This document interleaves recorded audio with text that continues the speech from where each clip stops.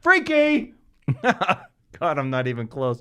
I'm supposed to be talking about this video I opened up, which I was saying was how women play the field with being in a relationship. And this is interesting. Let's just play this here and listen to what Rollo, the one half of the TRT Bros, is saying about this topic. Ah! Let me throw something out there because I think this is tags on. And there is Sartain, the TRT Bros right there. TRT Bros. These two do the TRT. TRT Bros. This is my screenshot for the day. TRT Bros. TRT Bros. Okay, continue, please, Rollo. So when you're dating, guys have to sort of be the pitchman. They have to say, here's why you should date me. Here's I've got to qualify to you. Sell It's a burden of performance. I have to be a high value guy. Not only do I have to look good, I have to have a good job. I have to be funny. I got this laundry list of criteria. So guys are out there when they meet you. It's like sort of like this salesmanship or this pitch. They're the pitchmen, right? For women are the advertisers. So it's like, I'll just have to look good and I have to wait until the pitchmen come to me because my brochure, my advertising is what's drawing them into my store, which is me. You know, when Rollo talks about sexual market value, I'm thinking to myself right now, women go through this incredibly powerful period where they are so able to influence men with their sexual appeal. And I think it is like many multiples of what so many guys are at their peak sexual market value. It's very hard to compete with that, even if you have a lot of money, even if you're looking great, even if you have a great personality. You know, it's like life is unfair. So in order to hook up with women, I have to be attracting all kinds of women so that women get the perception that I'm attractive. Honestly, I have thought sometimes that I want to hire escorts to hang out with me, not to have sex with me, okay? To hang out with me just to create that value, that perception of value. That, in turn, you hire these women to come out with you, be hot, sit next to you, and then they are your wing woman. So I'm not hiring you to have sex with me. I'm hiring you to create the artificial perception that I have this value, that I want to attract certain special women into my life with.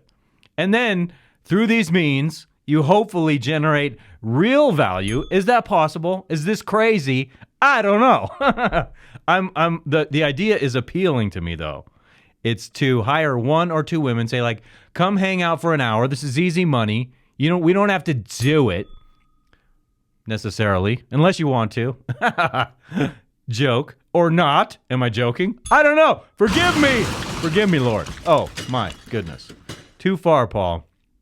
Hang out with me, create the perception of value, create the attraction. So we're basically manipulating other women to be attracted to me based upon this fallacious display that we're acting out. Me and another beautiful woman I pay to hang out with me.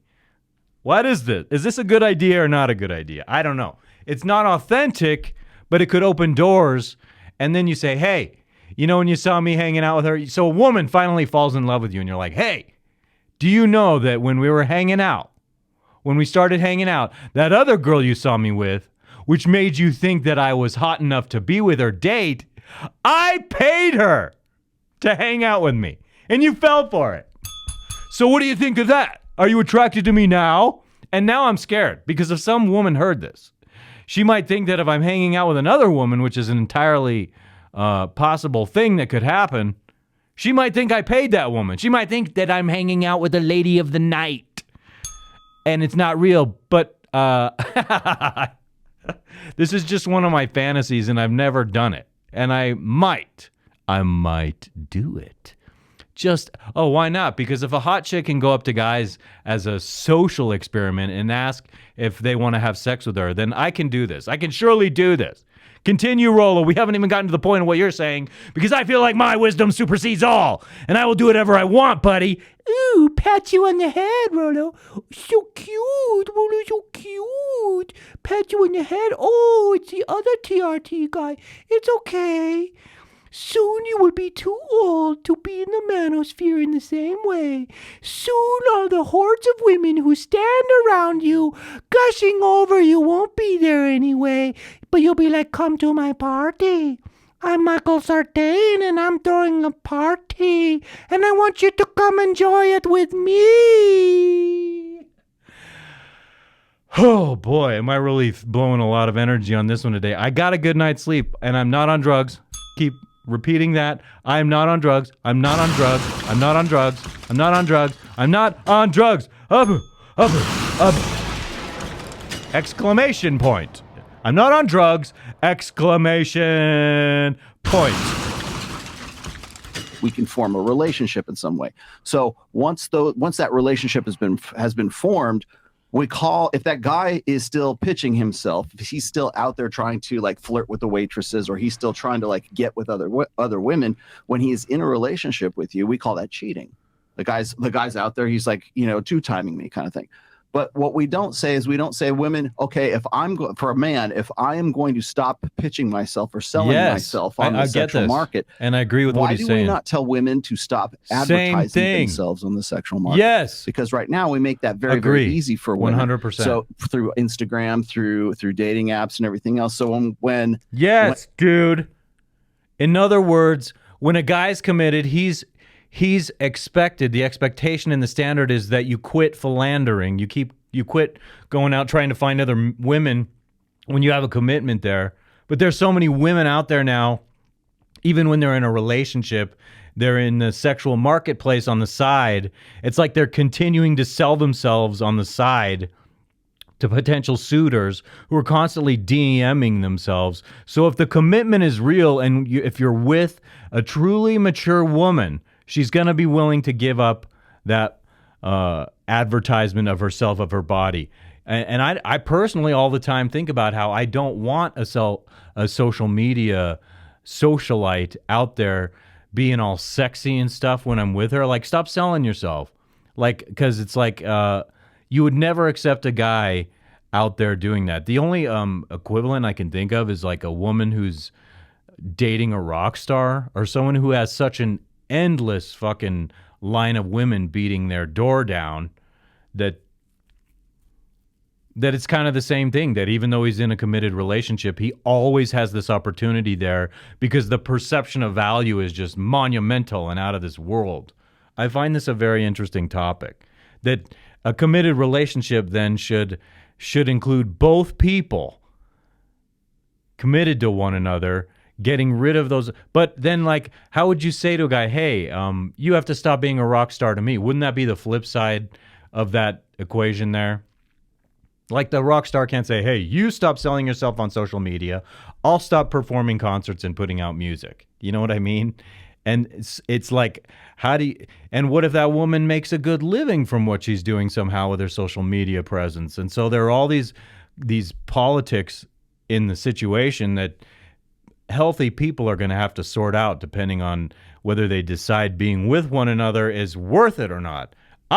Suddenly I go from being a madman this whole time to having all this worthwhile insight. I do think that I am taking over the manosphere one fucking good idea at a time, and we won't pay any attention to you guys. Because pretty soon, fellas, listen, TRT bros, you won't say our names, all of us unknowns, all of us chasing our clout. You won't give us the time of day. You won't say hello.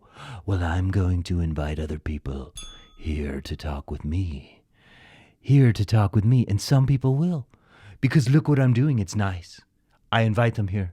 We appear to be professional. We have good ideas we put out there that we propagate out there. And at some point, we think we have this idea of the road forward, continuing to do this with consistency, and we grow, and we grow, and we get bigger, and we get bigger, all the way to the point where you, whether you like it or not, you will notice.